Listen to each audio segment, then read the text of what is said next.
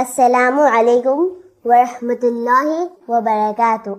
14 centuries ago, the world was lost in darkness and despair. Ignorance, injustice, and corruption had taken over humanity. Hearts were empty and souls were restless, searching for hope. In Rome and Persia, power and oppression ruled the people. In India, the caste system divided society, while idol worship blinded hearts. In Greece, philosophy flourished, but spirituality was forgotten. And Arabia, a land of deserts filled with idol worship, tribal wars, and cruelty. Daughters were buried alive, women were dishonored, and oppression became the way of life. This was the age of Jahiliyyah, the age of ignorance. At the time of darkness, Allah sent His final messenger, Prophet Hazrat Muhammad sallallahu alaihi wasallam, as a mercy to mankind. He came with the message of peace, justice, and pure monotheism. A message that changed not only Arabia, but the entire world. From darkness to light, from oppression to justice, from despair to eternal hope. This was the revolution of prophethood.